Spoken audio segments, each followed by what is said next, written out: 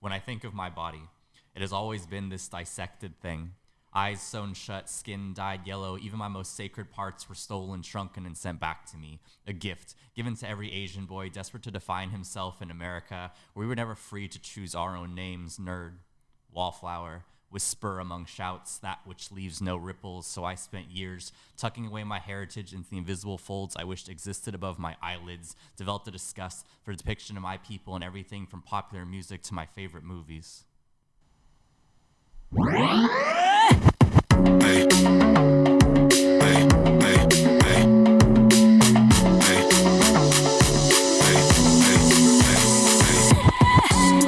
This is 2 Cents, the podcast, with your host, Clint in Washington, and your co-host, DeAngelo Gillespie. Let's go!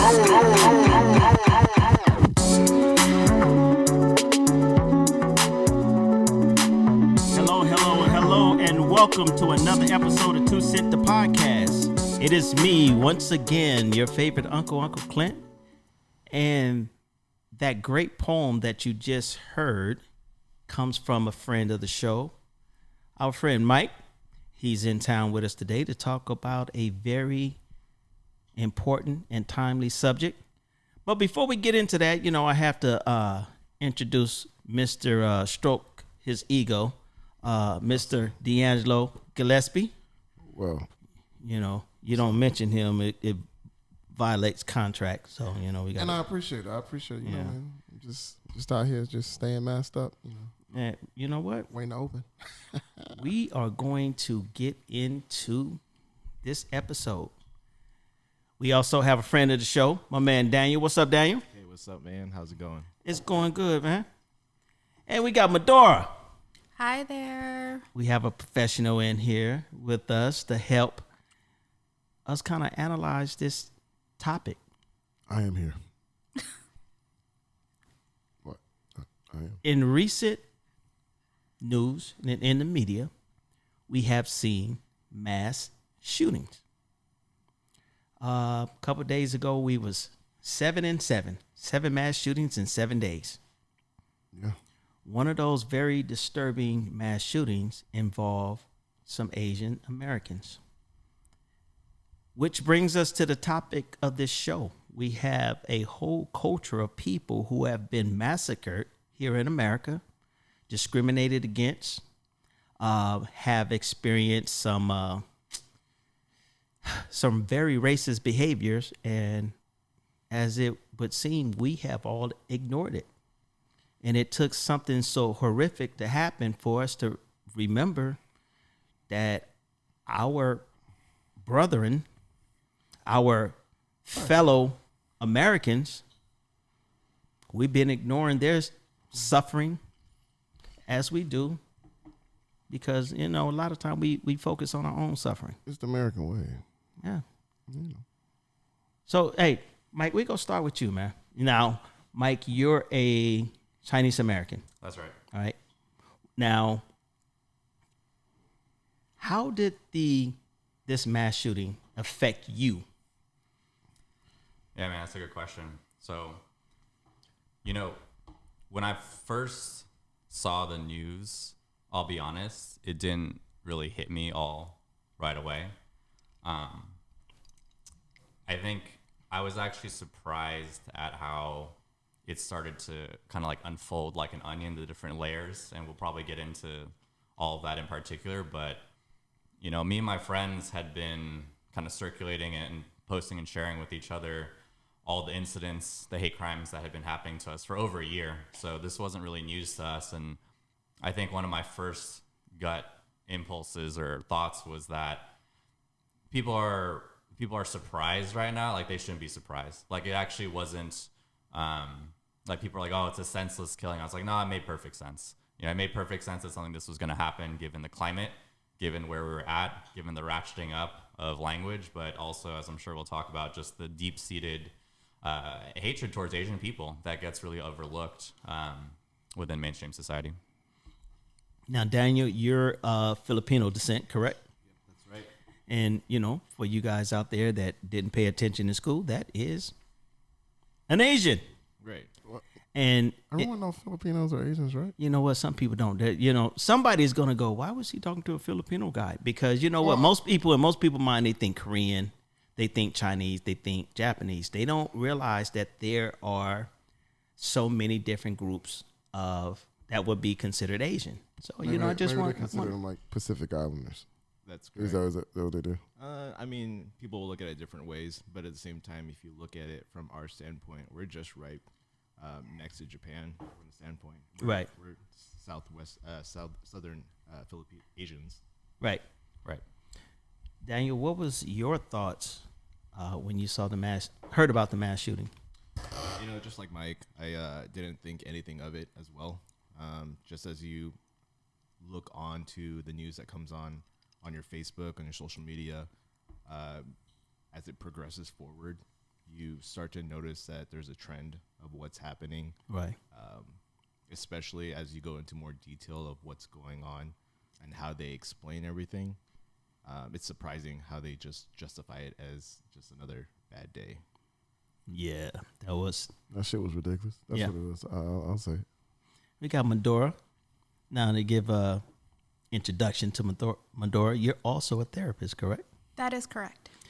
Now, you're familiar with attacks on Asians, and we'll get into the specifics on that. But as a therapist, I'm quite sure you've come across people who they've been victims of different things and had to deal with things of this nature.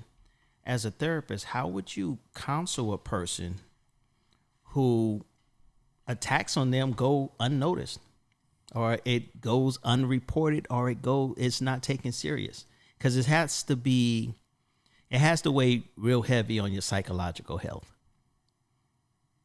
It definitely has been. And with this, with everything happening and everything being on the news, it's definitely tough. I'm not exactly sure how to explain it at this time, but I know it's hard, it's emotional. I would have to admit myself, you get so caught up in your own struggles that you overlook the struggles of other people. And it's sometimes the struggles of others, it doesn't seem real. It seems, oh, that's a one-off. Then you start to do a little bit of research.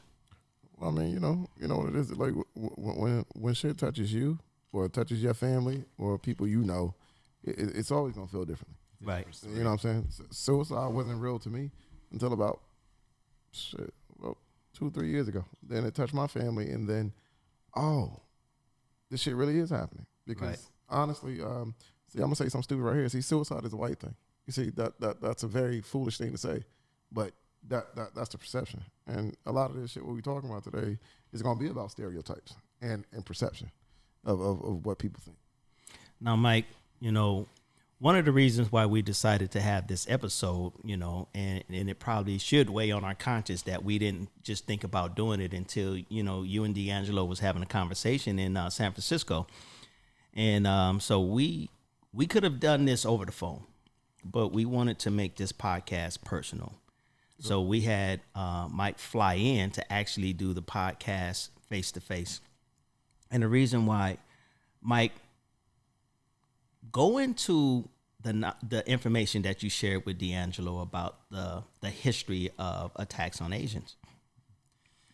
Yeah, man. I mean, I think there's a lot of different ways to look at it. I mean, one, you were just saying about how it wasn't something that you were aware of or just kind of came to your attention. I think not all of that is really on you to blame, because these attacks, at least over the last year, have been very underreported, right?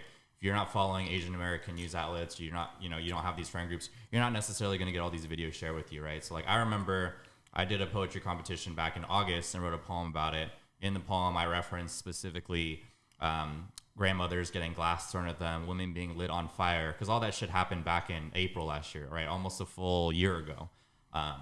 And if any, like, these incidences should make the news, period. But the fact that I'm mentioning it right now, and you guys probably are like, what are you talking about? You don't know that, a woman in Brooklyn had like acid poured on her, right? Asian woman, or like a grandmother was lit on fire in Oakland. Like these things should be newsworthy, but they're not, because the Asian American struggle is generally overlooked. And I think you can't really understand that unless you also understand how Asian Americans are viewed within the context of other minorities, specifically the Black struggle within the U.S. I think that's something that we would definitely want to talk about today. But I mean, violence against Asian Americans is not new, right? When Chinese people first started coming here around 1880s or so, we were brought in for cheap labor, right? We would work for a third of the wages, so we were pitted against the working class. Some of the biggest like mass lynchings, one of the greatest mass lynching, I think it's actually on record as the biggest mass lynching of 18 Chinese men in LA. It was like 10% of the LA Chinatown population at the time was lynched following a dispute, and only 17 of those people had nothing to do with the initial incident. They just rounded them up and hung them all. So, but I think that it's almost a mistake to look at just killing as like the metric of how much we should care about something, right? And I think that that's one of the problems that happens is like if you just look at the body count, right, and you compare it to other, like specifically like Black people struggle, it's easy to say, okay, well, it's not nearly as bad, therefore we have to view it in this context. And I think that's part of the conversation, is to completely step away from this kind of zero-sum game of minority oppression, where it becomes kind of like the oppression Olympics, and the American psyche has to be able to hold more compassion and have capacity for these things, and not just view it comparative to other people. I think that's part of the problem. Like what you just said, it speaks to what I was talking about in the car, the interminority racism. Like it's almost like we both minorities. So like, and I feel like when you talk to another minority, you have a tendency to weigh their oppression. Right. Like, Mike, what the fuck you talking about, Mike? Right. Black people got it way worse than Asians. Right. You know what I'm saying? So and so I feel like what's going on? I don't think it's a thing where Black people don't understand. I've been talking to people, and the first thing people say, they say, and I admit it's some stupid shit. People say shit like, well, where were Asians when all these killings of police was happening to Black people? And Killing by police. Yeah, yeah. But even then, I had a conversation with my homeboy Charles today, and I was like, man, even if people wanted to say that, I have no idea how any minority, can be for the oppression of any other minority. Because after we kill Mike, then we just gonna kill you. Like, but I don't think people see it that way. You see what I'm saying? Yeah, I mean, I think that these are really complicated, nuanced topics, and I think that you can't discount the clear like anti-Blackness that exists within Asian communities, right? We know this is the case. It's been the experience of lots of Black people. If you're in an Asian like grocery store or something, being profiled and shouted, like typical things that you would imagine happening across other minority groups as well, right? And Asians have to take accountability for that. I think there's also this generational divide, right? So for someone like me, who's first generation, progressive, millennial, all that stuff, when I look at my peers, especially Asian Americans, I see, and I also live in the Bay Area, right? So we're a pretty progressive bunch to begin with, but you see a lot of advocacy. You see a lot of work happening. So there's a clear difference between that and if you're, say, like an older Black person, right, who's their experience was not their experience of Asian people is not my experience of Asian people. Or I think like, younger generations of Black people seeing what Asians are doing. I think Asians actually have shown up in greater and greater numbers, right? And there's been clear, past histories of coalition building, right? Like Black Panthers, Yellow Peril, like working together and stuff like that. And of course, it's not a perfect history, but I think Asians, especially younger Asians, have kind of shown up and tried to do these things. That doesn't mean we don't have work to do. I think there's definitely work to do. But I think part of the conversation right now is, especially post George Floyd, in the wake of the kind of reckoning a lot of people are having around race, one of the things we realized is that this could not simply be a black and white issue, right? Like it wasn't just between, like if all of us on the sidelines, like we saw, right? I forgot Tao Chan or whatever, the Hmong American guy who is part of the 4 officers, right? Standing next to George Floyd. Like we saw that as being like a perfect picture of how Asian Americans can't sideline ourselves in the conversation. We are very much a part of it. We are potentially the ones inflicting this pain, or at least standing by the side or calling police. So we had to educate the people around us. And I think right now that same conversation has to happen towards all communities, like the Black community, white community, and Latino community, all these folks that have let things slide undoubtedly as far as making Asian Americans somewhat like either a scapegoat or just like butt of jokes and all this stuff, and that stuff builds, and I think it contributes to the climate we have now and allows some of this stuff to happen that we're seeing. So we go over to Daniel, but before we do, I'm gonna go to a statistic from March. It was reported around March 2016, and it shows that nearly 3,800 incidents were reported over the course of roughly a year during the pandemic. All right. And, well, this is March 16, 2021. So about a year ago, 3,800 incidents were reported over the course of roughly a year during the pandemic.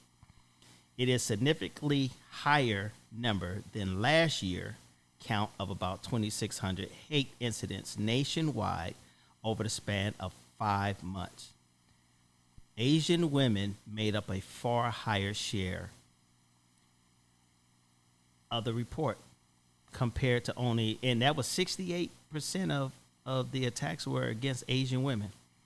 And that's versus 29% of Asian men. And that to me that's crazy. All right. That's crazy. To go with a population of people, attack, do whatever to 3,800 people, and 68% of that people is women. So, you know, it says a lot about us as an American society. Now, Daniel, you know, you gave your take on, you know, what was your thoughts as far as dealing with, you know, when you first found out about the attacks. Now, your mothers, grandmothers, and aunts, they're more likely to be attacked than you are. Right. I mean, what is your thought process with that? Because you have, you know, your cousin, you have your aunts, you know, the women in your family potentially can be attacked tomorrow, because that seems to be the group of Asians that's targeted. Yeah. That's an interesting topic to say, the least. But I would say it is scary. You know, you think about like your grandmother, your mom going out to work to make a living, and they do this job 24/7, working out in, you know, different places just to make a honest dollar. And then you, like recently, my mother, she works out in the Clackamas area. Mm-hmm. She's worked this exact same type of job for about 28, 30 years. Mm-hmm. Some person came in, held a gun at my mom's face, and basically was like, I need to make a living. My mom was like, you know what? I have $20 in my wallet. This is all I have. You can't take money from this store. I understand that you need money. I've already called the police. It's a scary topic, you know. They could have waited outside the doors waiting for mom to come out. Right. Those little things, they reach the back of my head occasionally, just making sure that, you know, I gotta be there. I gotta do what I can, not just for me, just for the society of people that are taken advantage of. Now, Mike kind of touched on this, and I know we have to stand together, but, you know, we also have to, you know, look at the elephant in the room. Right? What is that? The elephant in the room is this. And you know, as a person, I'm going to step out there. As DeAngelo would say, I'm going to get on this hill, and either I'm going to die on it or you're going to understand where I'm coming from. Asian Americans, if you look at the data and you look at the statistics, they're being attacked by some of the same people that they have stood for, African Americans. You know, when we're doing research on certain topics, you know, I'll do some research and, you know, make sure I can give people a little bit more than just my 2 cents. And I start to look at these attacks on Asian people, and a lot of those attacks are happening by African Americans. There is Asians for Black Lives Matter. There are Asian groups for Hands Up, Don't Shoot. But as Asians, you know, I'm gonna start with the therapist over here.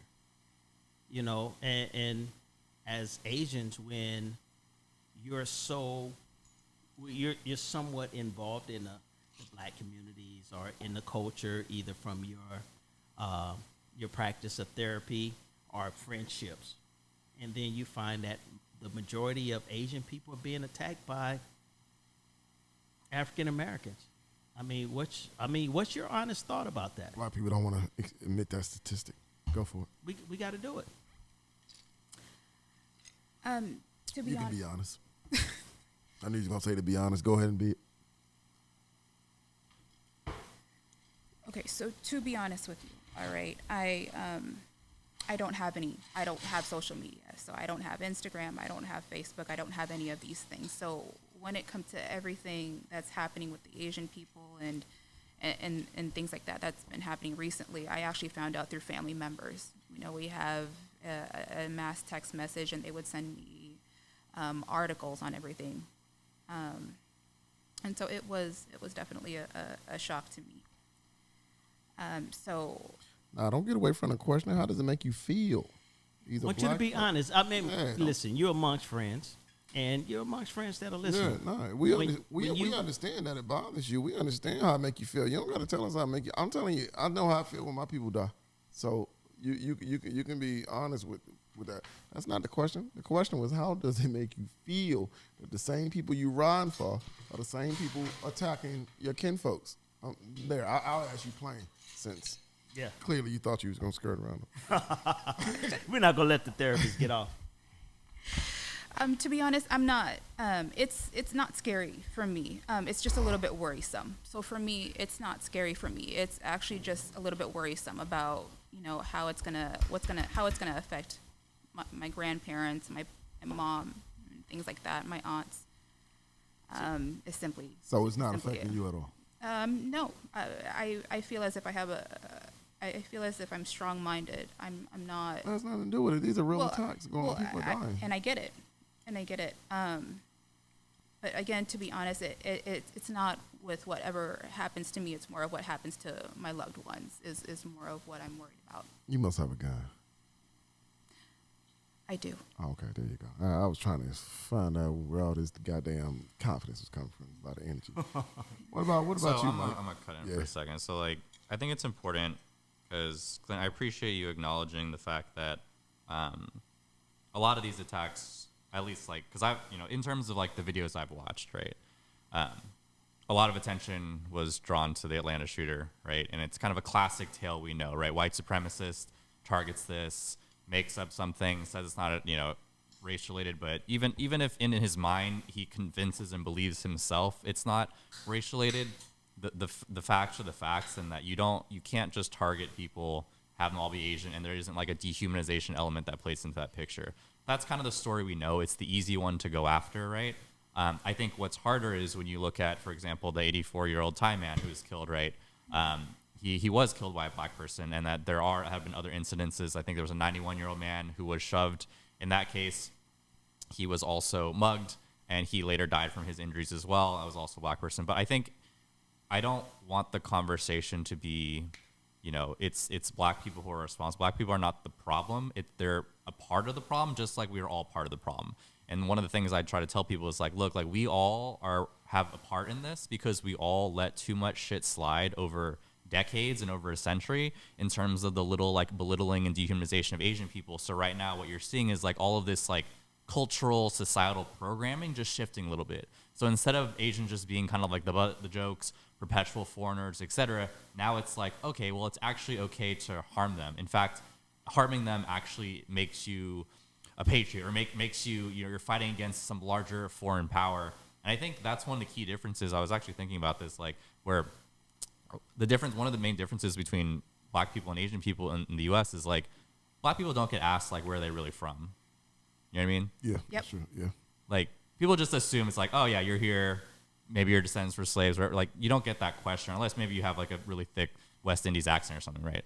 But with Asian people, you get that even if we've been here for generations. I've never even thought about that. So it's like even today, like there are distinct cultural differences. There are distinct differences in the way the minorities are interpreted, and one of ours is that to this day, even if we've been here for like over 100 years, people will still have the thought of like, you are not actually from here. Like, think about that for a second, right? Like, a lot of times we've been here longer sometimes than like some immigrants from Haiti or whatever. But like that perception sticks, and that image of perpetual foreigner has really dangerous consequences, really, because if you always find yourself in You'll never belong. You'll never belong. And I think that's what Asian Americans deal with, is like we always feel like we don't belong. And there's also these complicated layers between what is Asian American identity exactly, right? In a lot of ways, our identity is very immature, or like, and when I say immature, I don't mean like we're childish, but like it's not developed to that much. Like we don't, because in a lot of ways, Asian Americans have tried to either cling to one of two identities, right? We try to either like align to whiteness or align to blackness. Like those are really the only two options when you come into the country. And I think sometimes when people are like, "Oh, Asians, you're acting to this, you're acting to that," it's like, what the fuck do you want us to do, man? Yeah, but I feel like even places like well, at least New York and Cali, you know, there's like different, like, but in New York it's everywhere. Everybody got their own private little sect, like, you know what I'm saying? Like, right. I guess I guess if we were talking about San Francisco, we were saying something like Chinatown. Sure. But even then, it's like, shit, is that the only place I can fucking go now? Oh, like how do you, like, it's almost like I feel like when people talk about places like that, they say, well, this is all of yours. Now you can, now it, like, I think I brought up the same point that you just made to someone, and they were like, well, that's not true, because you can come to this country, and if you're Asian, you could probably find a city or a town or a place that's just all of people from where you're from. And I'm like, yeah, but I don't really think that's a show at belonging. You know what I mean? Yeah, I mean, we've definitely been here, right? A lot of us have assimilated, and assimilation comes in different forms, right? But I think that it's worth noting that to this day, like the fact that we still get some of those questions, right? Or at least the sentiment exists, just shows you how kind of like society has a hard time placing Asians, right? And like it kind of accepting, like, even though we make such large contributions culturally, you know, politically, financially, like in all these fields, right? We kind of have our contributions, and we still feel that. Why you feel like you got to cling to one or the other, though? You don't. I mean, at this point, it's not even my choice. I guess what happens if you don't? You feel me? Like, what happens if you don't? Like, if you say, I don't want to cling. I don't want to. I mean, it's. I mean, people have said worse things. What? I don't. I know Asian people who don't fuck with black people. I know Asian people who don't fuck with white people. Right. Like, so it's like, what if you don't? Are you trying to say there is no middle ground? I think in some ways there is no middle ground. I think like and that's the fucked up thing where it's like, you shouldn't give white people all these things, right? Whiteness shouldn't be just everything that black culture is not in the U.S., but that's how it's viewed, right? Exactly. Like that's just how it's viewed, because they get everything else. Like this is like a silly example. Like I started taking up golf recently, right? Like my dad was always into golf, and white like, shit? What? You on that white shit now? That's what I'm saying. But I was like, but it's at the same time, it's like, fucking don't give white people golf, man. Like, don't fucking give white people golf. Like, golf is actually a hella fun sport, just to be out there with your friends. No one's good. You're just fucking around. That's what Mike told me. He was like, yo, man, you should really start playing golf, right? It's a fun thing, right? But it's like, if you tell people, like, oh, that's some white shit, right? And it's like, why? Like snowboarding. Any of that shit. Right? You snowboard? I just started picking it up. My twin brother snowboard. White people, we coming for all y'all shit. No, I can't snowboard. But that's the thing, right? It's like, it's even when I don't think there's really a choice in some people. They shouldn't be that way. I should just be able to exist. Like, I don't feel like I cling to a particular culture, but if someone is looking at me, that's how they're not going to analyze me in terms of, oh, he's authentically Asian. They're going to be like, oh, I can kind of see the white sides of him. I can kind of see the black sides. It's like, that's the way people interpret. That's the lens which people look at you. I feel like you got a pretty good balance, though, of friends. No. Like, when I speak to I tried. He said I try. Madora. Yes, sir. I get that you're trying to be quiet down there, and that's fine. I guess you want us to ask you some inflammatory questions. All right, Madora. So, I almost didn't even want to start the podcast off just singularly. That's not right. Now I feel bad that I said that. Keep going. Anyway, so I feel bad just singling out the shooting in Atlanta because it's so much more to it than that. And I understand that you don't have social media, but this is shit that's been going on for a long time. I get it. So, honestly, do you feel any of this? Like in your everyday life, do you feel any of it? And what I mean by any of it is you are Asian American. This is the life you're living. Do you feel any of it? Any of the oppression, any of the stares, any of the looks, any of the I'm a black man. And I couldn't explain to you this life. I wouldn't have to explain it to Clinton because he's living it with me. I don't live your same life. I'm sorry about that part. No, I mean, he don't. His tax bracket is different. Clinton is like my life with slippers on. But you know what I'm saying? But seriously, like the life you are living, do you feel it? Like, I mean, I'm gonna ask Daniel and Mike too. Do you feel it? Do you feel the? I don't even know if it's oppression because if I had to try to, I'll let you answer. I want to. Okay, so to be honest with you, I didn't feel any of it until just recently. I'm not talking about this shit. I ain't talking about today. I'm talking about I'll tell you what I mean. When I go outside, I understand I am a perceived threat. As soon as I walk out the house. I am a perceived threat. You don't even know me, and when you get out the car, you assume that I probably already have a firearm in the car. You assume that I want to fight. You assume that I want to steal. You assume that I want to hurt. You assume that my only language of barter and to discourse is violence. This is something that as a black man you understand that these are preconceived notions and these are the things we must fight against as soon as I leave. Okay, but no, okay, so I understand. And that's what I'm trying to tell you, that it wasn't until... The question I'm asking her is, do you feel it? Do you Yes. Do you have that Yes. when you leave the house? Yes, I certainly do. And again, it wasn't until recently. It wasn't until, all the oppression happened with, the Asian community that I actually started feeling it. So Before then you... No. So wait. And I'm going to be honest with you. Before then, I didn't feel much of it. I just thought as if I was any other person. They got money. That right. When I, stepped out of the door, I was just like everyone else.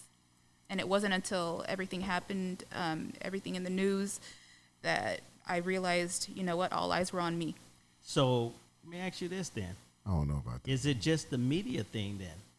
If we didn't see what was, transpiring in the media, and I'm just speaking from her point of view. Yeah, I was going to say that's if you didn't experience what the media was putting out, would you walk out of your house in fear? No. She wouldn't. Mm-mm. Y'all almost got money. No, and this is the reason why. And I have to say this. But you get the question, right? Wait, no, I get the questions, but you know what? I'm going to make my conservative friends very happy, and I hate that. I love battling them, but this comes to a point that they always say, if it wasn't for the media, would we be having this conversation? I would. I would not. What the fuck, Mike? Wait, hold on. Before we go to Mike, you talking too much. Daniel, when you leave the house, you understand you are an Asian man, yes? Correct. Okay, just answer the question. You're right. Is there any... Fine. Second question to you. I have to say that looking at it from your perspective and everybody else's, as far as being a black male or a black... Well, I know you don't have that same... Wait. Hold on. Don't cut him off. Let me finish. Yeah. I can see how your explanation can be perceived. And it's true. But as far as being an Asian person, not to say male or female, right. I think we're the complete opposite. We're completely passive as a race. That when we step out of the door, when something bothers us, we're passive aggressive about everything. You compartmentalize the things that you go through. We pick our battles. Right. Yeah. And you know what? That's But what about when your battle pick you? Your battle is picking you right now. no, but it's not. How It's is it not. not? It's not because this is the thing. No. Wait a minute. Hold on. Let Your me tell battle you is why it's picking not. them right now. No, let me tell you why it's not. Because if Daniel walks out of the house, 9 times out of 10, they're gonna racially profile him as Mexican. Correct. He's gonna be racially profiled as That's Mexican. even worse. Shit. No, but regardless, but it's not as an Asian. When Madora walks out of the house, they're gonna look at her and they're gonna blame. Oh, sorry, folks, not blame, but they're gonna categorize her as Mexican.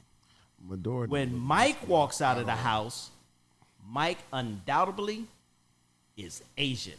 Mike asked me if Madora was Japanese. Hell, you talking about? It don't matter.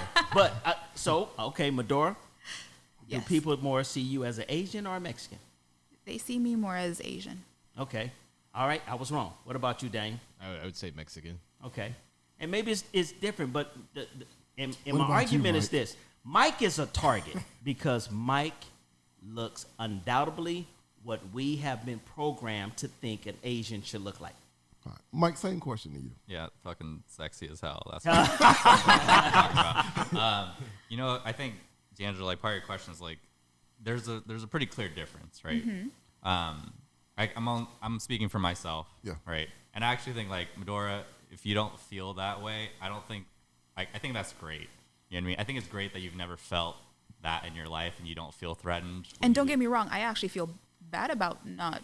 Yeah, No, but no, like, you don't have to feel bad. but Shit, that's don't- your experience, and like that's great. Don't shun your privilege. No one me some. speaks for like no one person speaks for their entire race, right? I know there's, especially right now, there's lots of Asian women who don't feel the same way, who maybe have previously been more generally comfortable existing. Sure, they might feel like they're being sexualized in a way, and there's part of that's being a woman, part of that's being an Asian woman. Yeah. But now they might feel a certain way about it, which would be very understandable. For me, generally when I leave the house, right, prior to this year, we were kind of talking about this, like there is this general sentiment, not of that like I'm viewed as a threat, because I'm not viewed as a threat. In fact, I'm viewed as the opposite. I'm viewed as like, this is a guy I'm not going to have to worry about so much, the fact that you have the emasculation of the Asian male, right? We are less than man. We're not even rising to that level. Why would you even set Asian men on your fucking hinge, like at your preferences? Because why would you ever fucking date an Asian man, right? And like, so that sentiment exists everywhere. I remember fucking like Steve Harvey saying some bullshit about making jokes of like, oh, we can't even eat Chinese food. Why would you fucking date an Asian man as like a black woman? Which is funny because it's like, as the Asian man who's like dated black women, I'm like, Asian men and black women actually go very well together. It's like kind of a good combination. Mike, that's you a separate have topic. dated a black woman. That's a separate topic. But when like the feeling that I usually get is that like, especially if I'm in like mostly white rooms or even mostly black rooms or whatever, when there's not a lot of Asians around, there's this kind of like feeling where I'm walking this kind of like this thin ice, right? Like if I misstep or if I like, you know, say something, or like the distance between that and like conflict is like shorter. It's like, okay, we're gonna tolerate you. There's this feeling of like general like tolerance, like we're kind of tolerating your existence, but things can change in an instant. And once that happens, it's very easy to take it to a certain way. And that's why, like, when this shit has been happening with the violence, like, I think a lot of Asians aren't particularly surprised, because we've always had this feeling like we're just, like, kind of allowed to be here, right? And that kind of goes back to the belonging question, right? It's like, we don't have this strong sense that people want us here, because who's really fucking cherishing Asian lives, though? Like, really, though? Like, I think that's one of the things, if we really want to get into it, and, like, you know, like, with Black Lives Matter and stuff like that, there's so much like love, not obviously there's racist people, but like there's so much love directed towards the black community by like other communities, right? Whether it's white, Asian, whatever, like that shit doesn't actually usually happen towards Asian people, right? Like in this moment right now, like that's something that we probably need. We need everyone to be like, to say, you know what, actually like Asian lives are very fucking important to us. We shouldn't just like stop Asian hate. Like I'm not really a big fan of that hashtag, you know what I mean? Like I don't think that the Asian community necessarily like voted on this shit. Like stop Asian hate. Stop Asian hate is like should be the bare fucking minimum, right? I think that's the beauty of Black Lives Matter being both a hashtag as well as an organization and a statement. It's like it's simple, but it does two things. One, it affirms while also negating at the same time. Yeah, because if you stopping the hate don't. No. Right, doesn't stop me. Like, yeah, exactly. I want you to do more. Right, because like Black Lives Matter says like Black Lives Matter, therefore you should fucking love black people, do these things, and therefore you should also not fucking condone all this other shit, right? But Stop Asian Hate is just saying like, oh, don't fucking hate us. Like, but I don't gotta love you either. Yeah, it's like, yeah, exactly. Yeah. Stop Asian Hate doesn't say love us at the same time. And like, why wouldn't you fucking love us? Yeah. Right? You already said you. Like, you don't fucking love us. Like all the shit that we fucking contribute. Yeah, and like that. Yeah. I think that's part of the conversation. But like to answer your question, like for me, it's that sentiment of like things could, and yeah, I've experienced both overt and covert racism in my life, but it's not the same. That being said, like recently, I've felt way more on edge. Like when I leave the house, like always have a fucking knife on me and shit. When I'm with my father, like I remember we were just like getting lunch the other day, and someone was like walking kind of close to our table outside, and I got that feeling of like shit could fucking just happen right now. You know what I mean? And like I think that's something where I think for the first time in my life, like I've in a very small way, right? In a very small way, I've started to kind of feel some things that I think black people have like We felt. were just having that conversation. And there's other elements there's that one element, and then there's also the like everyone is fucking moving on from this shit. Wait, listen. And while it's like it's still very real to me, everyone's acting like shit is fine. I'm like, oh, this has to be something that black people after me and you talk, yeah.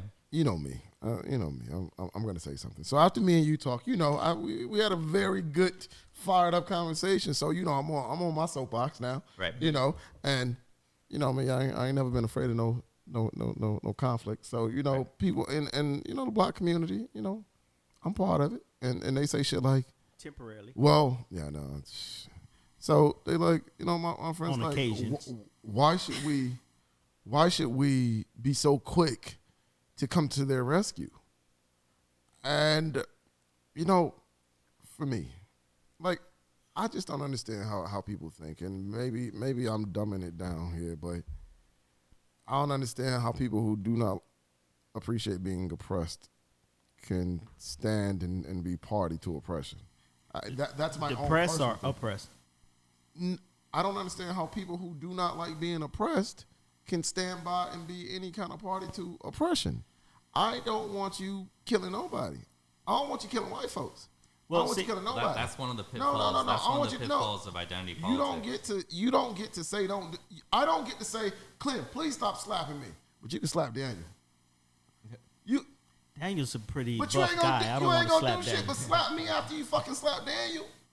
All you're gonna do is come back to slapping me. After you slap Daniel to sleep, you gonna go back to slapping me. I want to state for the record, Daniel, I don't want to slap you. Daniel's been in the gym. I haven't. I just feel like we're not slapping anybody. I just feel like when I'll slap two pieces of meat between some bread. I just feel like we're being short-sighted as a people, the black folks.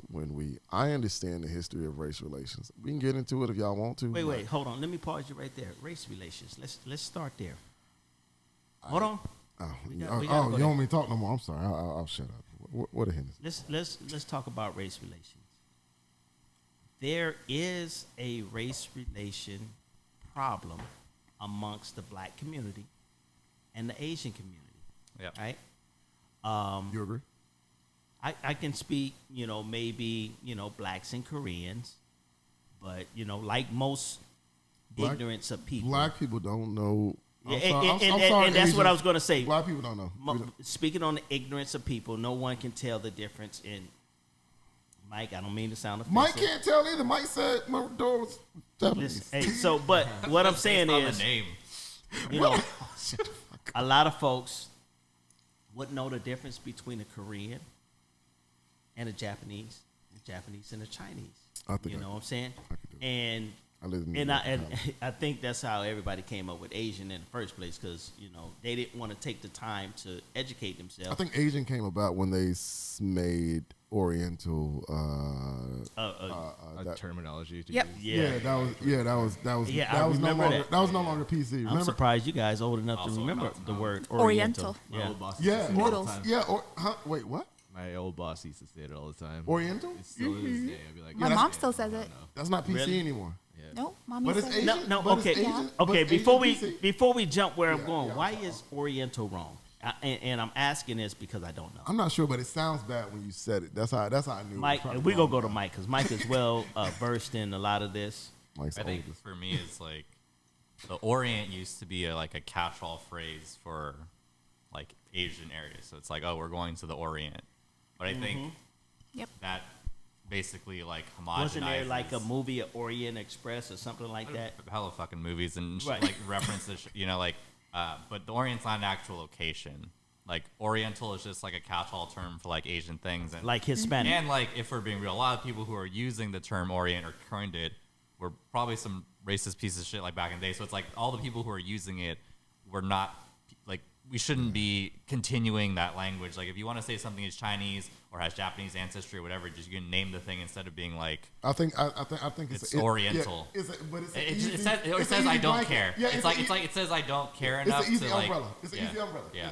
Just Okay, I got it. Yeah. You know. has Oriental. Yeah. Yeah. Like, don't. So Why said don't even? So let's go to race relations. Our relations amongst blacks and Asians has been tested. It's been tested over several different incidents. You think that's now though, or Well, whether it's now I don't know if it's or new. in the past, history has a way of ingraining and basically permanently tattooing itself onto people's mentality and mindset. There was a young girl, 15 years old. She got into a verbal confrontation with the store owner, and she eventually ended up being shot in the back and killed. The store owner, who was, I believe she was Korean, Asian, she received 10 years probation. You shot someone in the back. There was an Asian police officer in New York.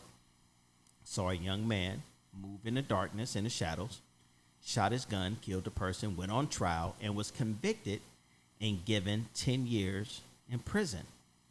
The Asian community went out and rallied that was too harsh of a sentence. So now we got to ask the real question. Yep. Are we valuing each other's existence, and are we valuing each other's lives? Oh, watch this. Let me watch. No. this. No, Not for you. Not for you. Not for you. Not for you. Oh, I can't speak. Not for you. This is for my Asian brethren and sisters over here, because this affects us, because when Mike wants us to take note and educate ourselves on what's going on in society, because we're blindly closing our eyes and we're blinking every time an Asian person gets murdered, killed, discriminated against, or experience racism. We blink our eyes and we turn our heads. I don't know if that's true. But No, it's true.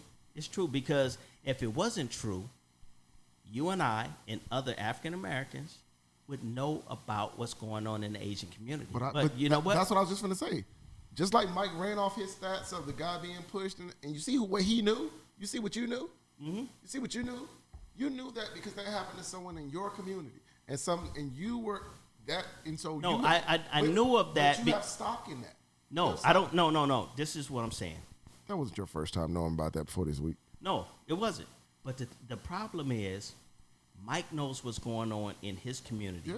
That's committed, crimes committed against people in his community. Yeah. I know about the crimes that's committed against the people in my community. Yeah.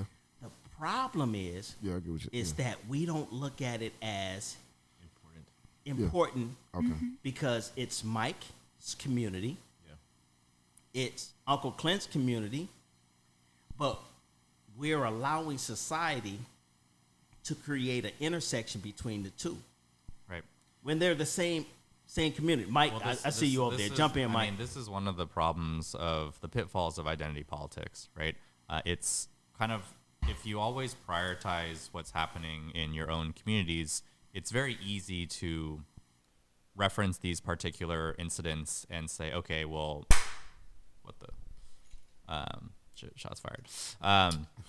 It's very easy to look at those particular things and demand answers, but I actually think that, like, you should be looking and analyzing that. Like, I know what you're talking about, Clint, because I know Pierre Leong's case, and I'm I'm not sure if I'm the exact one, but I've seen footage, and there are definitely incidences of Asian store owners profiling, treating black people unfairly, calling cops on them. It could very well happen, right? Like I think even with George Floyd case, they weren't Asian American. They were, I think he was maybe Indian or Middle Eastern, like the store owner, right?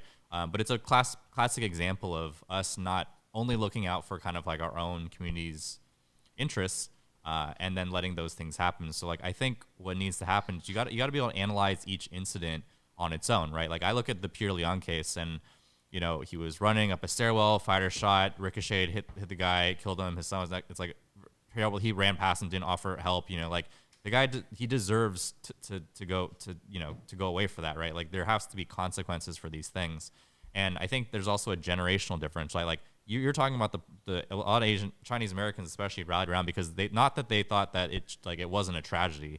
Their line was, why is it that Peter Leong he's going to jail versus no other white cop who shoots a black person is going to jail at all? Like why are they all getting off the hook when he's and like I kind of understand that, but I think it's like, is that the hill I want to die on? Not really. Like you're not going to catch me at that rally per se, but I think it is worth noting that at those same rallies there were Asian Americans on the other side of it rallying for the Black Lives Matter side. Like there were also Asian Americans saying, no, we need to hold this person accountable. So if you're going to look at that, you have to look at the whole issue and not just say like, oh, look at all the Asians who did this. Like, yes, Asians have done that. Asians have done other things, right? Especially with more recently, like the affirmative action cases, right?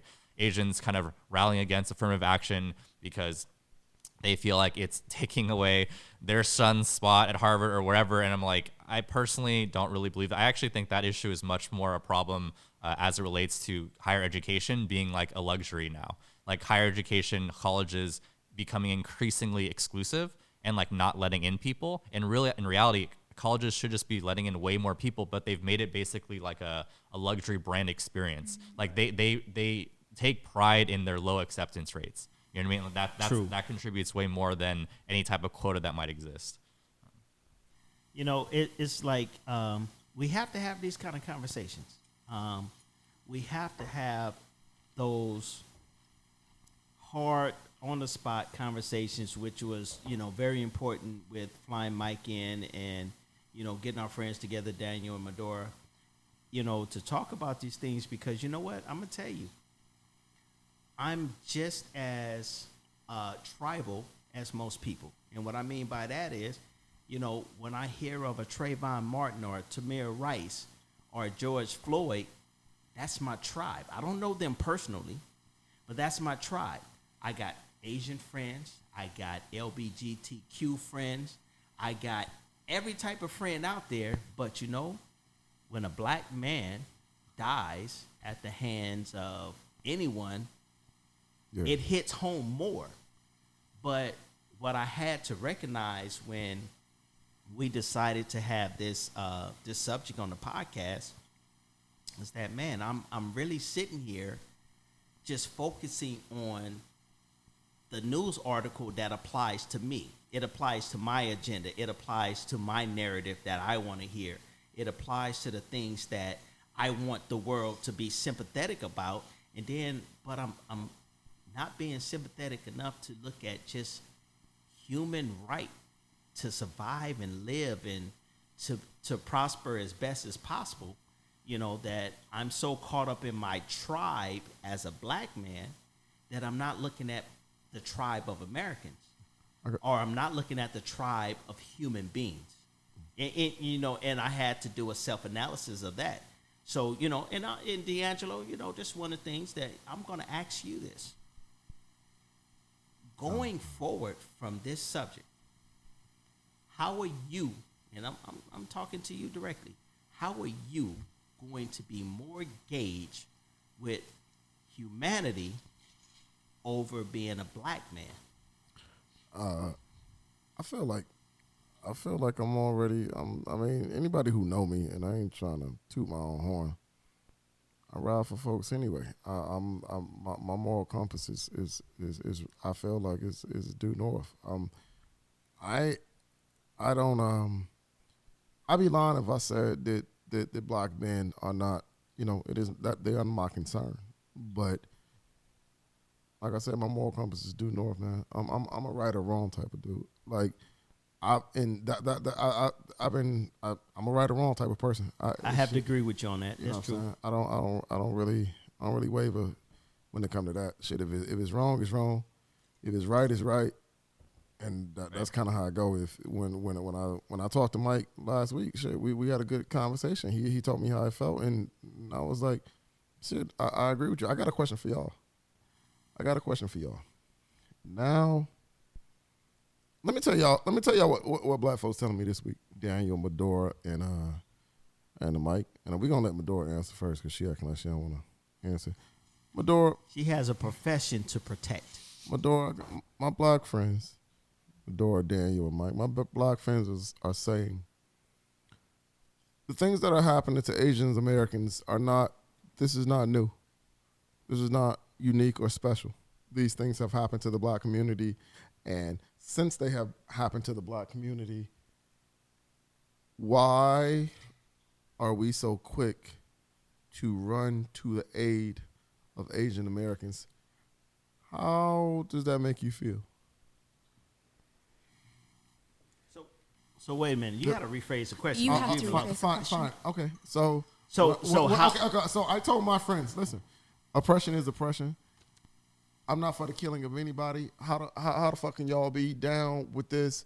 And they're like, we're not down with it. We're not saying it's okay. We're saying, why should black people? Their exact words. Why should black people run to the aid of Asian Americans when they don't run to our aid? And Mike, I know some do. I don't want to blanket that statement, but pretty much, if you had somebody say, why should black people come run to the aid of Asian people now, based on the past race relations that we've had in this country? Why should we come now? Why should we come to your aid? You know, we're all human. You know, when we're going through this oppression together, when it comes to what black people or African American people go through, you know, it was just more in the spotlight because that's what was on the news and things like that. And when it comes to the oppression of Asian people, it was But why should we help? Why should we care? Why should we give a fuck at all? I can answer that as a black. No, I'm asking them like you told me. Because we're going through the same thing, DeAngelo. Oh, I agree.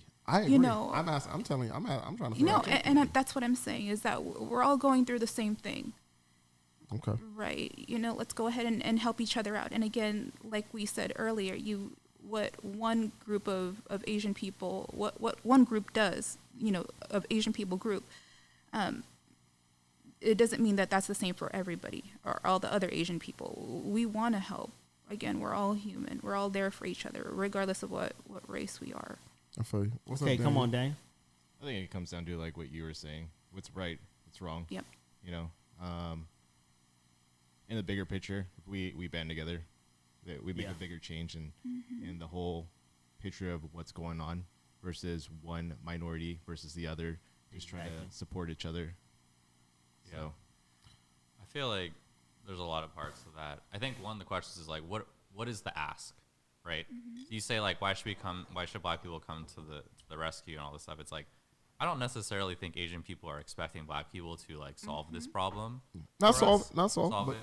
not solve, but you know, to be advocates, to be allies. Like, Yeah. I think that's like the minimum right now. And I think a lot of Asian people have been a little disappointed at how, I mean, I exist in the poetry community, so it's like, there's a lot of allies. People generally show support, but is like considering what exactly has been happening to us, I have been relatively disappointed at the level of which people seem to care. And part of that makes me think like maybe they don't know all the same things that I know, right? In the same way that like if you're black, you're probably seeing things that other people don't always see, right? It does shit that doesn't always make the news.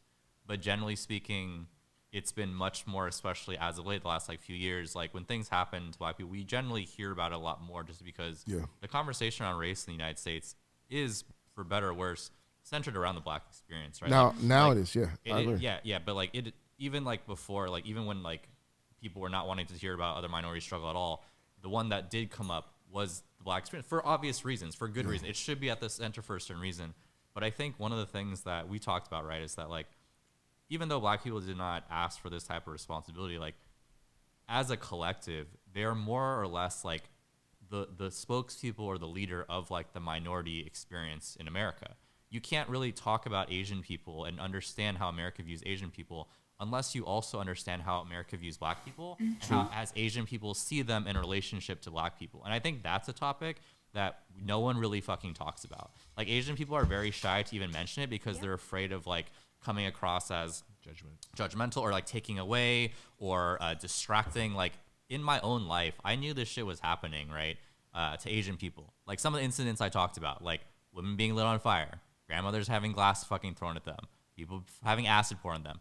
Like, but I didn't fucking say some of this stuff, and I self-censored myself because other protests were happening, and in my own mind I was like, oh, it's not as important as this. And like that's a thing that no, it's not like black people are telling us to do that, but the Asian American experience is such that like part of me does it because I don't want to do that, because I don't want to distract or detract, but the other part of me doesn't do it because I know that even if I do say something, no one's gonna fucking listen. Like, it doesn't rise to the level of attention. It is a fucking problem. It is a fucking problem, and it's a problem because I feel that way. So we Asian Americans are part of it because we kind of do it to ourselves. It goes back to what Daniel was saying about being passive. Yeah. In our communities, like we kind of keep our heads down because it's this super ingrained mentality of like, if we just work hard, if we just try to fit in, if we just don't make enough noise, people will fucking accept us. Like, people will let us do our thing and we'll belong. That's black people hard work for them. But it's like, that's not really the case, right? It's like, it's still to this day, it doesn't happen. So like, I think Asian Americans have to rethink how like our voices in the space.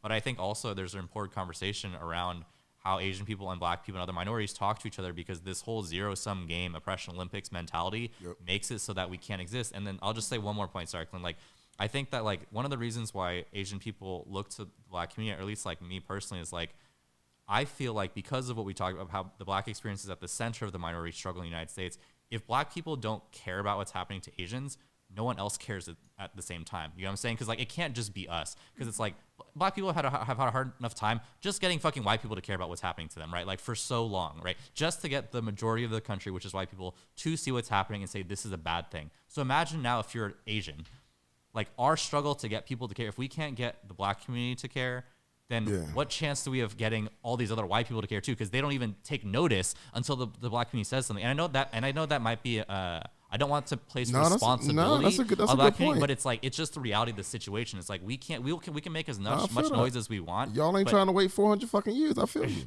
No, that's a real fucking thing. Y'all ain't trying to wait fucking 400 years. It's more just like the position that we find ourselves in. It's like, we are codependent. Like, we don't exist in silos. It's like, we exist side by side, and people don't necessarily listen unless this community. I think that's what I think about when you're like, why should we care? I'm like, well, we need you kind of to do this, or else nothing happens, for us as well. I'm just asking because people were saying it. I told my friends, I told my friends when they asked me that, I said, Asian Americans are not a monolithic people. Right. You do not get to fucking choose the one that hurt you the most and then blanket it and say, well, we're not gonna help them because this particular person did this shit. Hey, I know plenty of black people I don't fuck with. okay.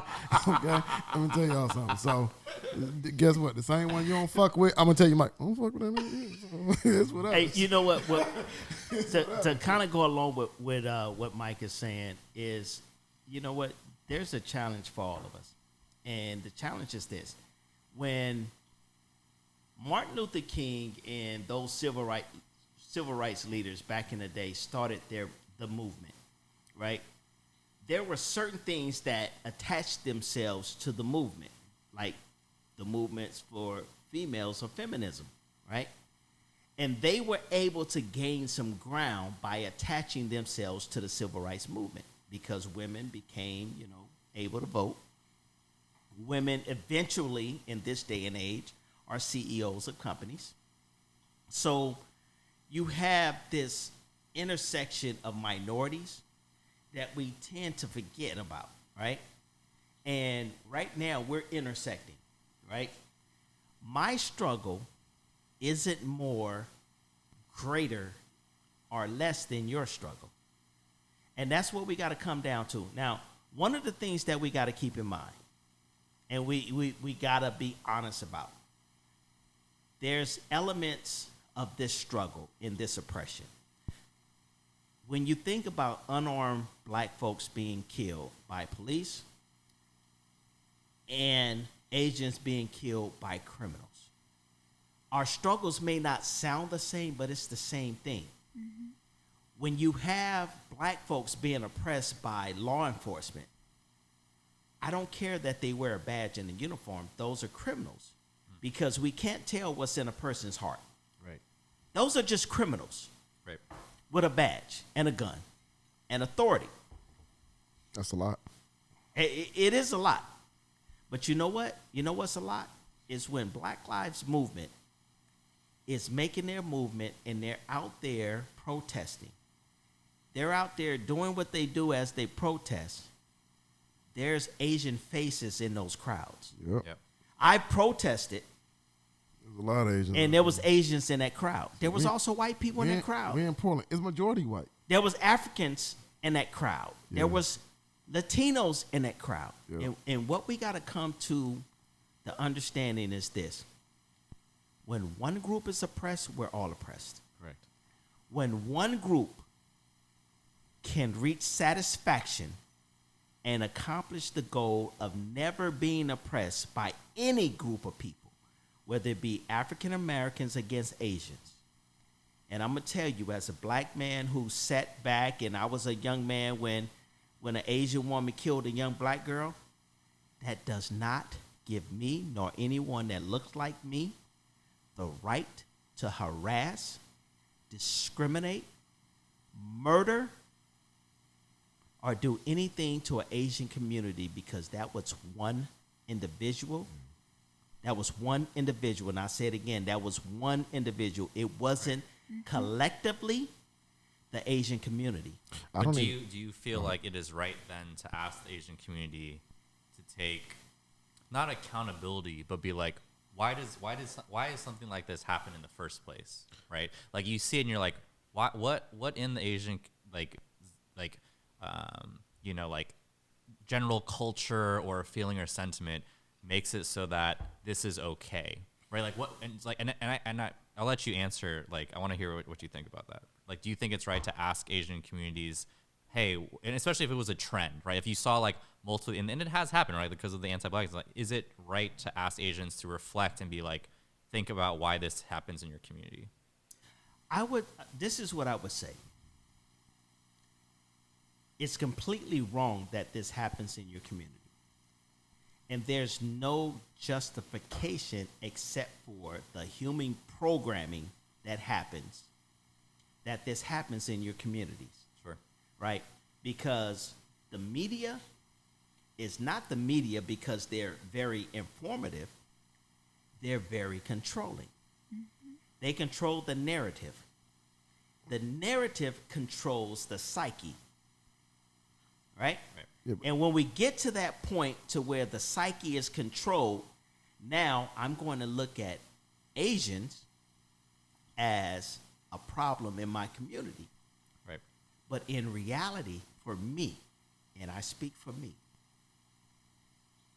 and I speak on the things that I've heard other black people say. They come into our community and they exploit us. Why the fuck didn't you exploit yourself? Why didn't you take advantage of the same opportunity that was there instead of having someone take advantage of that opportunity on your behalf? Because I want y'all to know, black people feel like y'all higher than us. If y'all wasn't higher than us, how the hell y'all getting all these loans for these businesses in our hoods? I'm telling you how they feel. Right. I don't. And I think that's important. It's important. It's important that Asian people. You gotta understand. You gotta understand. You gotta understand. None of this shit has to be true. Right. And I want everybody to get that shit out your head. What's true and false. Right. It is all about perception. Right. The perception, Madora, is that you are smart and you are entitled and you right under white folks. That is just how black people feel. You right under white folks, okay? That's how black people feel. Y'all come here, you come into our communities, you get fucking loans that they deny us for from banks. We have no idea how you do it. Now, if you just stop and think for a minute, you say to yourself, man, they probably still trying to get their fucking green card. How the fuck you get that money? They probably see, but nobody does that kind of math. We just know Mike got a fucking store. Right. And now Mike has a fucking store, and I got this Chinese dude in the hood. He don't even live here. He probably got a fucking house on the other side of town. he come over here. He opened up his fucking restaurants. He opened up his hair stores. He opened up his fucking gas stations. They get all our money out the fucking black community. Then Mike takes it into some fantasy fucking Chinese community that I can't get into and that they won't let me on. And I can't fucking play at my golf course. Hey, I want to let you know, Chinatown is not a fantasy. No, first There's some very good sales and deals there. And you, sir, if you go out and visit Chinatown, you will find some very good restaurants. Thank you. First of all, I was in Chinatown last weekend. Gold Medal is fucking closed. That's my favorite Chinatown restaurant. That bitch was closed, okay? But that's not the point. And I was at Mike's house last week, too. He lives in a very much nicer community than Chinatown. That's not the point, though. But do you get what I'm saying? Like these are the perceptions of black people. So just since we talking just plainly, understand as black folks, we see you guys entitled and privileged and right under white folks. We don't feel like you guys have to worry about anything. This murder, this oppression, this shit is foreign to you guys, and the majority of the black community feel like you guys are just feeling this for the first time, and part of them want you to feel it a little bit longer, Mike, because what we want to remind you guys of, you guys are not, you are not special. Y'all are, sorry, excuse my French, y'all are the niggas now, and we gonna treat you as such. And as black folks, a lot of black folks feel like, let them sit back and understand what we are going through. So next time that the minorities get together and say we need to battle white supremacy, y'all are a little bit more motherfucking jovial when we ask you to fucking stand by us, because a lot of the black community feels like y'all have been, some of the Asian community has been reluctant to come lock arms with us, but we promise y'all won't be fucking reluctant next time, because y'all the niggas now too. Yeah, I'm gonna tell you like this. In defense of the Asian community, I'm gonna say this, and you know, I wasn't attacking the Asian community. No. But I'm kind of on a different tangent than you were, but I'm kind of feeding off of what you said. Daniel said something to the effect of being passive. You're not passive just because you choose to be. You're passive because you have to be. But you don't. No, you don't. No. Let me tell you why. Let me tell you why. Daniel, don't get that shit. Listen, if you're on the outside looking in, and I'm speaking about older Asians. Yep. My dad is 76 years old. Okay. My mom is 72. I'm talking about those older Asians. Mm-hmm. They have watched the civil rights movement. They've seen the dogs. They've seen the police. They've seen the brutality. Survival instincts has to kick in somewhere. You think so? Yes. Now, this is something that I seen, that I read.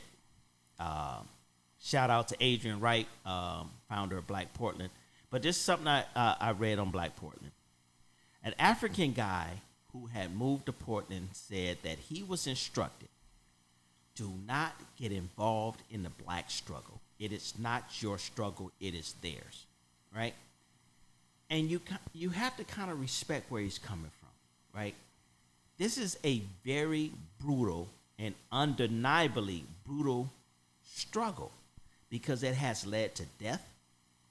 It has led to carnage. And it's a horrible. So when you have your grandmothers and your grandfathers that are going, hey, man, put your fucking head down, do your job, work hard. Yeah. You may not have to go through that shit. Right. That's what they're looking at.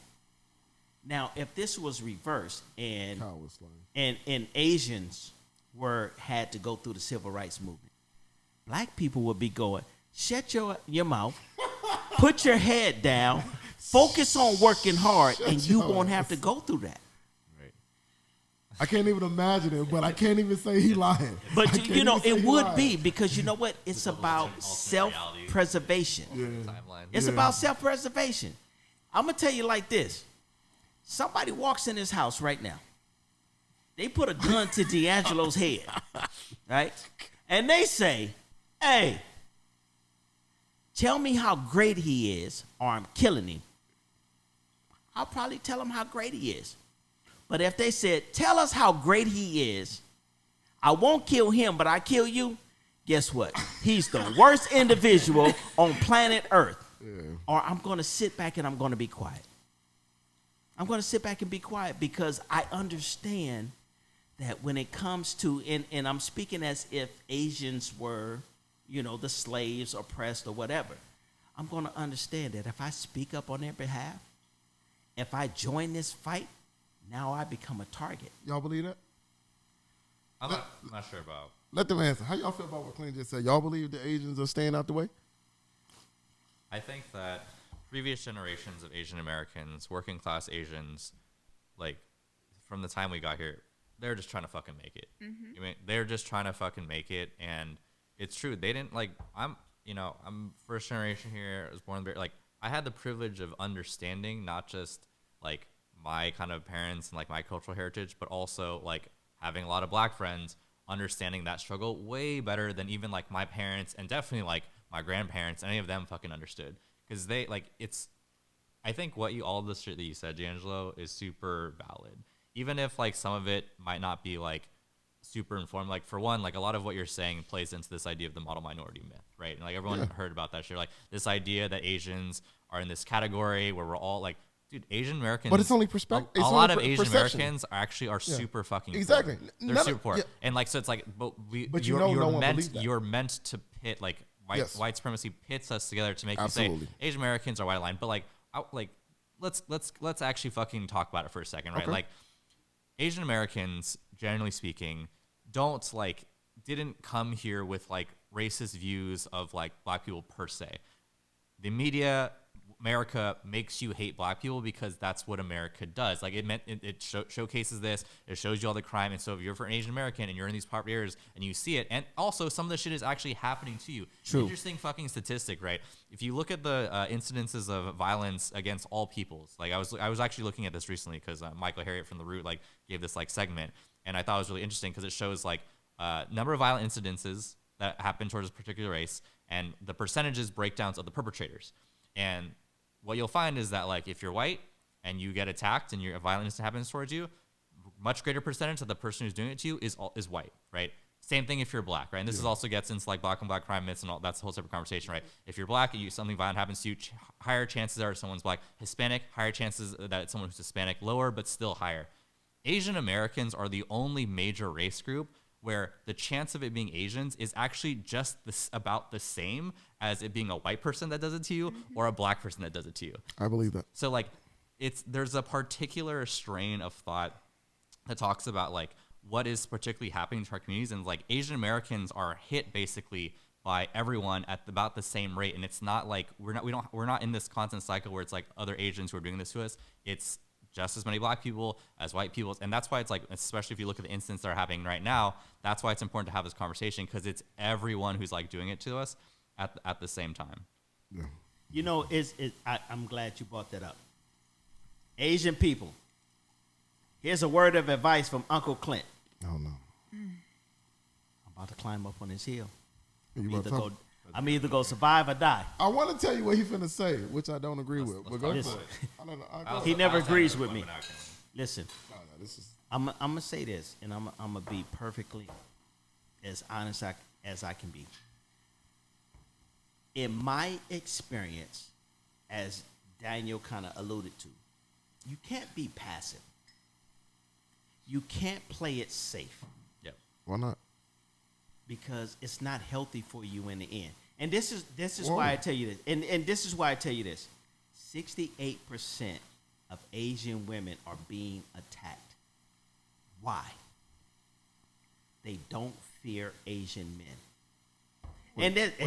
That's Uncle Clint's opinion. I don't understand that. What do you mean? I don't understand that. So when I was reading of the incidents that have happened, 68% of them are towards Asian women, which is what you're saying. Right. Mm-hmm. Yeah. And only 29% towards Asian men. And I guarantee you, if you go back and look at that statistic of the 29% of Asian men who were attacked, they were old as fuck and couldn't defend themselves. That's one of the most despicable parts about what's happening right now. It's like it's our most vulnerable communities. They're not coming after like me necessarily. Like, I still feel on edge, but it's like I know I'm in a much better position than like my grandmother or like my dad who likes to take morning walks. You know what I mean? that shit to me is like that the level of hatred and dehumanization is so apparent. That's like why we need to have these conversations, right? It's like in the same way, like post George Floyd, like we were like like a lot of Asians were having the conversation community, like what have we done to contribute to this? What have we let slide? What kind of anti-blackness beliefs exist within our community? I think that's all that, to tie it back, like I think that's all Asian Americans want. They want those conversations to be happening across all communities. Yes, the black community, because we've seen it happen. Obviously the white community. And I know we haven't talked that much about this because this is a conversation between a bunch of Asians and a couple black people, but like all of this ultimately ties into white supremacy, but it's like white supremacy is this fucking nebulous system that doesn't actually have like a face or community. You can't like talk to it, right? Like it doesn't. It's on a micro. It's on a macro. Fucking hear you. Yeah. That's why it's like we're talking here, but I just also want to be clear when it's like white people, it's like a constant fucking get your shit together. Yeah. You know what I mean? Like because a lot of it is happening. Like from the statistics and research I've seen, I know a large percentage, and I've even seen like I heard something about like the majority of the 3,800 incidences actually like 70% or something have been like white people, or like 70% were like mostly like nonviolent slurs, attacks, and like humiliation. I don't want to bring that up, Mike, because I don't want to absolve black people, and I don't want. But it's all racist. It's not like we're talking about it right now. But I just want to make it clear. I don't want us to have a podcast about white supremacy. I believe it might be the elephant in the room. It's always there. But it's not like we don't see it. It's not. Yeah. It's not like we don't acknowledge it. We all fucking know it. And I don't want black people who listen to this podcast to hide under the blanket of white supremacy and then say that's why we can't do better with race relations. Very good point. I don't want Asian Americans to hide under the blanket of white supremacy and say that's why we can't have these conversations. The truth of the matter is this: we having this conversation because a lot of times people don't just say like direct shit to each other. Right. You know what I'm saying? And some like, and that's the beauty of me and your friendship. Like you wanted to talk about this shit when I got up to your crib last week and we had a good conversation. Yeah. And the beauty of it is there's nothing he can say to me to where I'm so offended to where I can't give him a goddamn response to it. Like, you know what I'm saying? Like I can tell Mike, I told Mike last week, all the Asian dudes in my high school were smart. And that's how I view y'all. I view y'all like that is a ridiculous ass perception. You know what? But guess what? That's how I felt in high school. And Mike will be like, "Why the fuck would you think we are just all inherently fucking smart?" You know what? Or let's talk about the culture that makes that happen. You know what I mean? Like, but it's true. But exactly. Good point, Mike.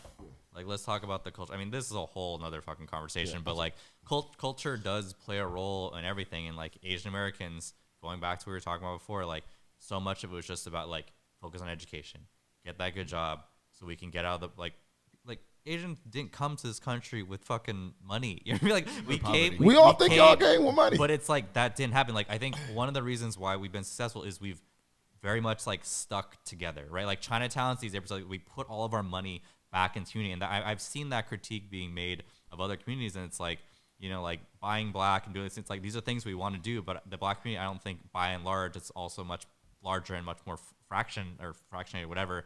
But that's, I think, how Asian Americans have in some way made it forward, because we very much have stuck to that and we've encouraged certain things, and like culture does play a role in that. But that also doesn't absolve us of the other shit, because like I said, anti-blackness very much exists in Asian communities. You can't deny it, and we have done our part. I mean, not everyone, obviously, but like a lot of us, especially the younger ones, have done our part to call it out and try to get rid of it as much as fucking possible. And I think that's the only thing we're asking of all communities, and in this conversation, black communities, to be like, hey, don't act like anti-Asian, like racism doesn't exist in your communities. You know, like, because it exists in all communities. Like it doesn't have to be this big thing. It's like just fucking call it out. Yeah, I don't think black people don't acknowledge that it's happening. I think black people are just simply on some shit where, well, it's happened to us, which is a dumbass fucking standpoint to have. It's happened to you, so yeah, I mean, you're not wrong. No, I hear what you're saying. That you know what, you guys do invest in your communities. Meanwhile, when black people get a little bit of money, we move away from our communities and we buy Range Rovers and we buy chains and shit, and when we put it on Instagram and Wait, hold on. and all our people from back home be like, Hold on. damn, he You made got on it. 2 chains and you drive a Range Rover. I'm quite sure you I'm weren't not talking about me, yourself. Clint. Oh, Don't- He's I talking just about wanted to himself. I'm make talking sure. about them other Hey, niggas. by the way, that is a very nice 18 karat gold bracelet you have on your arm right there. That's very nice. And those Gucci frames that you're Hey, wearing man, is stop fucking around, Clint. Let's go back to the podcast. okay. man. I'm Don't do sorry. You know, I just wanted to point out that my co-host, that. All this shit fake. not the main host, but the co-host is looking better than the host because hey, what they say, you got a lot of ice on over there, young man. And that's a nice sweatshirt too. Hey, you know, Gucci, baby. Oof. That's that Gucci. I want y'all to You know what? Hey, before we get to clowning and everything, Daniel you know, made this shirt for me. We faking this. We make it over here, baby. hey, you know what? I can really appreciate that. There has to be progressive conversations, and I don't want people to misconstrue that progressive means less conservative or it's more liberal. But you have to have progressive conversations about how do we elevate each other. Because right now we all should be having the American experience. What's that though? That is another podcast. I feel like we should be elevating each other, but I feel like the first step in elevating each other is recognizing each other. First, you have to recognize that. But you know what? We do this fake recognizing. Oh, you know what? So this reminds me, right when the internet started to really happen, I know you guys are probably too young to really know when that happened. But when the internet became popular, there was this chain letter that went out. And it said God gave $500 million to the Asians, to the Mexicans, and to the blacks. And after a year, he went to the Asians and he asked them, what did you do with the $500 million that I gave you? And the Asians said, we built restaurants, we built Asian communities, we supported each other, and we doubled our money. Now we have $1 trillion. God turned around and said, here's another $500 million as a reward. I never heard this. He went over to the Mexican community and he said, what did you guys do with the $500 million that I gave you? And the Mexican community said, we went out, we built restaurants, we fed tons of people. They did all of those positive things, and God said, you know what? Here's another $500 million. Then he went over to the African Americans, the black people, and he said, I gave you $500 million. What did you do? The African Americans said, we supported the Asian community, and we went over to their restaurants and we ate. We went over to the Mexican community and we supported their communities. Sounds accurate. Right? We made sure because, Lord, we know you want your people to look good. We bought, and this was old, we bought all our kids FUBU. We bought them the brand new Jordans. They people was looking good. God turned around and destroyed all the black people. wait, is this a joke? He just made it up. God, no, I swear to God, Wait, this what? was a chain letter, and God looked at that and said and destroyed all the black people. He destroyed them. Jeez. Right, he destroyed it, and this is my point when I bring that chain letter up. Now, this had to be in the early 2000s when that chain letter was going around, and I thought to myself, even though it's bullshit, right? It's something that somebody created, whatever, but it was a lesson. Always. You know what I'm saying? There's a Chinatown. There's a Korean town. Right? But I think these people. No, hold on. constructed that 'cause Hold of on. the legendary. There's a Chinatown. There's a Korean town. And when you go to those areas, those are their areas that you find that you can get things from that culture. Right? It celebrates the culture of those people. Right?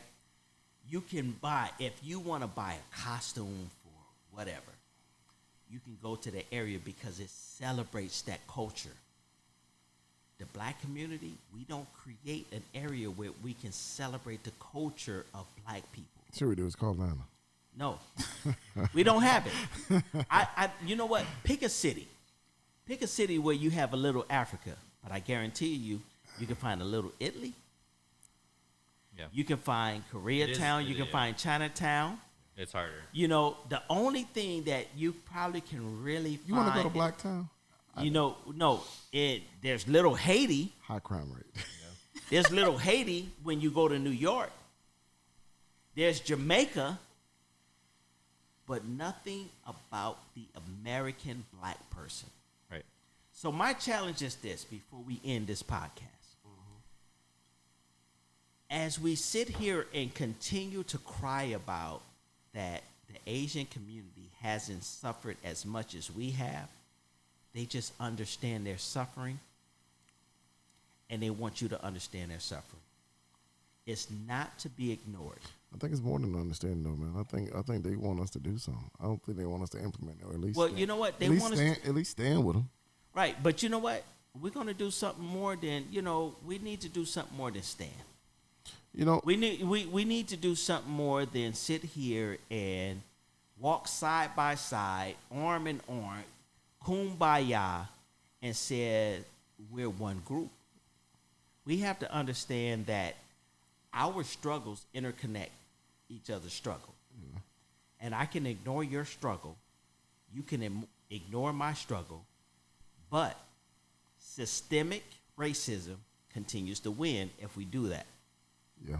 So what we have to do at this time, we have to listen to people like Mike, Madora, and Daniel, so we come into an authentic understanding of where we've been dropping the ball. Yeah. Because I can openly admit that I've only looked at my struggle and how it affects me or how it affects my son. Yeah. But you know what? When that Asian person is getting tormented, my son has Asian friends. Is he supposed to ignore that? Is he supposed to turn a blind eye? Is he supposed to speak up and say, Dad, this is what was said to my friend such and such. And I need to be right there able to ride with him. But I also need to understand this. There are people of all races, white, black, Hispanic, Asian, whether you're African or whoever you are, I need to be able to be a voice for you, not just for my cause that affects me. Police brutality is a real thing. But you know what's a real thing? Is seeing Asian people, Indian people, black people, Latino people being murdered and slaughtered in the streets. And we think our plight is worse than theirs, that we don't stand up for them. So from this point, for me, Uncle Clint, I'm going to give a more conscious effort to be more engaged and more involved. And this is not just me looking at news articles, but this is me reaching out to my Asian friends and just, how are you doing? And what can I do for you? About 3 or 4 years ago, my LGBTQ, y'all got so many don't struggle alphabet, with that. Man, but stop. I struggle. No, But just keep going. Don't stop. They asked me, they said, hey, would you be willing to march in the parade with us? And I didn't ask why, but they said, well, you are a concealed carry person. And this was right after the Pulse. If you guys hear the ice in the background, that's more Hennessy being poured. I thought we were supposed to be saying they were. But anyway, but they asked me to march with them, and of course I said yes, because they wasn't just friends because they was LBGTQ. They were friends because they were just friends. Yeah. And I marched with them. It's funny. I had a gun on the right, gun on the left, and one in my back. They just had me scared. I thought I was going to have to just shoot it out of there. But, I marched with them because they asked me to. I'm not sure if that's okay. I'm a straight man. I'm not sure if that's okay. But, I march with them. I have a concealed carry. Okay, cool. I'm with my friends. But, from this point on, I'm going to make sure that I'm not being just conscious of the things that affect me, but I'm going to be conscious of the things that affect every human being. Let's do some closing remarks. All right. So we gonna start with the therapist because she been quiet over there. Yeah. You know, I understand job protection.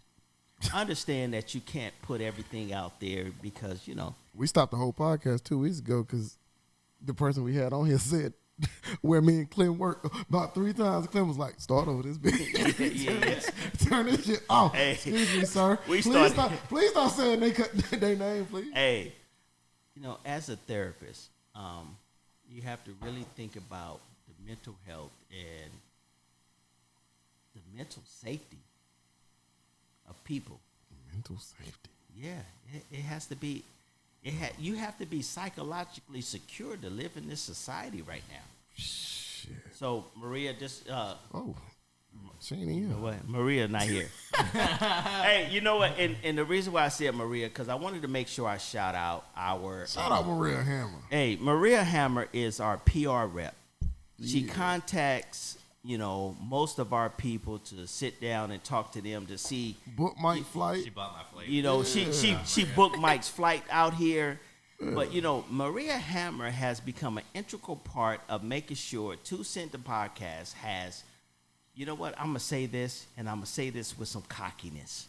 Some worthy people to be on this podcast because she screens them and, you know, if she likes their content, you know. She gave me a bunch of questions for this podcast. I ain't used not one. Yeah. I mean, she's really engaged with making sure this podcast is successful. So, Maria Hammer, we appreciate you. We love you. Continue to do what you do. I hope you're not asleep right now. It's only 1 o'clock in the morning. Man, and she already said make sure we get pictures. Yeah. We need you to reach out to our guest that's going to be on here on Saturday. Please do. But, Madora? Yes. I want you to take about 30 seconds from a therapist's point of view of how we can help people be psychologically safe. Then Daniel, we gonna go to you. Then we gonna close this out. We're not gonna hear from DeAngelo. Man, I'm after Daniel. Man. All right, we gonna go Madora, Daniel, DeAngelo, and Michael. So being psychologically safe, I would say that we would have to just be there for one another. You know, we're all going through the same things. We're all human. We all have feelings regardless whether we think we're the strongest people on earth. We still need that type of support. So just listen to one another, be there for one another. Listen, you don't need to respond. And you don't even really need to understand. And if you do want to understand, have that person reiterate what you're saying. And again, just be there for one another is pretty much what it is. I hear you. Hold on. All right, go ahead, Daniel. All right, cool. Well, I just gotta say, you know, love us like you love our food, because I love food. Bars. Say that. Right.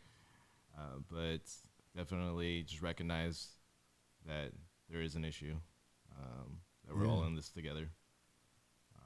Not just looking at it from a distant view and just passing it on from one ear to the other. But take a moment, like really take a second. Yeah, man. Hey. I'm gonna be quick. I just want to say a quote real quick. Listen, people. I don't want to put no particular person. Injustice anywhere is a threat to justice everywhere. That was a quote by MLK. See the kind of hater shit Clint do. See the kind of hater shit Clint do. I'm not even sure if you meant to do that. That was some hater shit. That was like, hey, I want you to know. I know you made a mistake and did it. No, I you know what? I did not mean to do that. I know. You know what? Listen. Your hate is subliminal. Hey, listen, 2 Cent the Podcast listeners. Hey, I ran to the restroom real quick and I put my headphones down. I picked them up and I pushed one of our, buttons and oh God. Man, just mute yourself, man. You know what? I had just gave a good quote and that was very, okay, listen. Whatever. Listen. I think, you know what, after... And that shit hit, like, perfectly, like... I think there's going to be a part on this podcast where I'm going to be muted. Oh, God, I just messed it up. You know what? I keep telling y'all every podcast, quit pouring me all these drinks. Man, let me... You want another drink? But listen, No. so... Like, and I only use that quote, man, because that's a very powerful quote. You know what I'm saying? And it lends itself to everybody got to kind of be in this shit together, man. Like King said, injustice anywhere is a threat to justice everywhere. So like, you can't sit around while they steal my fucking car and then when they come back and get yours, then you'll be like, oh, I don't know what the fuck happened. Motherfucker, when they took mine, you was cool with it. You know what I'm saying? So what that means is just everybody, like, we got to be on the same page, man. If it's fucked up for you, it got to be fucked up for me, and we got to speak on that. So it's on you, Mike. Yeah, man. A lot of shit to say to try to wrap it up. One, I want to say, shout out 2 Cent team for having me on here. It's been great to have this conversation and be in dialogue with people that I respect and I appreciate their opinions. At the end of the day, conversation is really the only tool that we have to be able to move forward, right? Like, it's the thing that stops us from conflict. It's the thing that gets us to resolution. And so for you to be able to say, okay, maybe this isn't right, but this is how Black people feel about this. And for me to be like, okay, maybe this isn't right, but this is how Asian people feel and this is the Asian person experience. Like, this shit is important, man. Like, even if it's contentious, even if it's doesn't result in immediate solutions, it's what we have to do in order to move somewhere. So I really appreciate this, and I encourage more people to have these conversations because this has kind of been stigmatized for a long time. But, I know the Black and Asian kind of experience and interplay has been a focus of this conversation. Obviously, it's not the only one, and I just want to remind people of that. Like, that's because this is the specific dynamic we're in, and anti-Blackness, anti-Asianness exists in all communities. But I think more than anything, I need folks to get educated on these things, right? Challenge whatever assumptions that they have that might not be true about Black communities, Asian communities, or the kind of how they bridge up against one another. And also just let people know, like, the shit, to speak specifically about my community, the shit that's happening to us right now, like, is not stopping.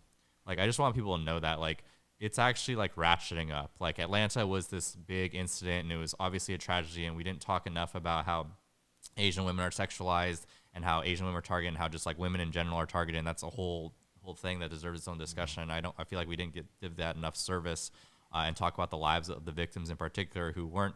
Also, like, the idea they were all fucking sex workers is, like, not true. Like, a lot of these women were just there either working or getting massages themselves. So I think we should give credit to that. But I want to let people know, like, it's not going away. And in fact, my biggest concern is that it's kind of become like a new normal. Like, this is the reality we live in these days. And I think, to talk to Madora's point, it's like we are also experiencing a mental health crisis in the U.S. Like, things are, like, all the shit that was leading up to the election, everything that's been happening, like, it is pushing people to the boundaries. And so more and more of these incidents happen because people look for scapegoats, and Asian Americans are easy targets. So I just want people to remember, like, just because there hasn't been another mass shooting of Asian people doesn't mean Asian people aren't still getting targeted, right? Doesn't mean it's still not happening. It doesn't mean, like, unless we check all that shit in our own communities and not let that shit slide from the most, like, benign comments to the most overt racism, you have to step up and say this is not okay because it's not right. Like DeAngelo said, like, injustice, like, anywhere is a threat to justice everywhere. Like, we all have to see that as what it is and try not to fall into the trap sometimes of just thinking about our own cultures, right? We are all one community. We're all, especially in America, like, we are an American community, right? You go outside of the U.S., like, people view us, they're like, no, like, you're American. It's like you're not Chinese, you're not African, like, you're American. That's how the rest of the world views us, and we are this one cohesive unit, even if we are very, like, fractions. So I would say, like, we are this unit. We have to solve our problems collectively, even though it seems sometimes like we have to prioritize our own, and that's really the only way moving forward. Start from your corner, man. Start from your corner. It's really exciting. I muted you, partner. Oh, I'm sorry, I was muted. It's really exciting to be able to get together with folks and learn something new. Adjust your way of thinking, and get in tune with what's going on. For people out there, I want you to research something. I want you to research cross-sectional racism. All right? Interminority racism as well. Right, and interminority racism. Sorry. Hey, in cross-sectional and longitudinal effects of, it ain't longitudinal. Wait. I don't want you to correct me. I'm sorry. Madora, can you correct me, I please? can't let you just say fucking Will you words that shut don't up, exist. please? Madora, Yes. longitudinal. Please say the word Shut correctly. up, she look as confused as you. What are you looking at? Say that word for me. Longitudinal? There we go. I was out. My Compton education wasn't the best, but hey, shout out to class of. You go into the stereo. I'm not finna tell y'all my age. The only but Asian anyway, people are but smart. by the making class her read. Sorry of. about that. Hey, but anyway, I want you guys to look at how racism has the effect on mental health. Yeah. Because it has a great deal of effect on us all. But when you think about that effect of how mental health is affecting you, I want you to take a look at that person who doesn't have the same melanin that you have. And think about how mental health affects them. All right? This has been another episode of 2 Cent the Podcast with your favorite Uncle Clint. And the guy across the table, better known as Mr. Single out here in these streets, Mr. DeAngelo Gillespie. I just cannot forever, ladies. I hope that we are giving you the content that makes you think, makes you reflect, and it makes you understand that in this life, it's just not about you. Nope. It's about all of us. Gotta be. Thanks once again for listening in.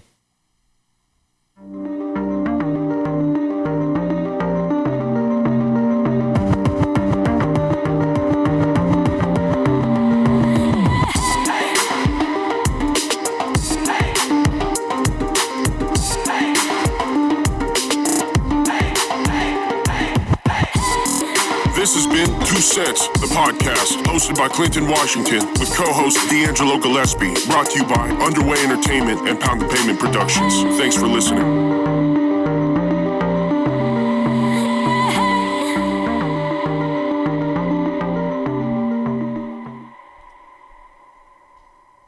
I just spilled my drink.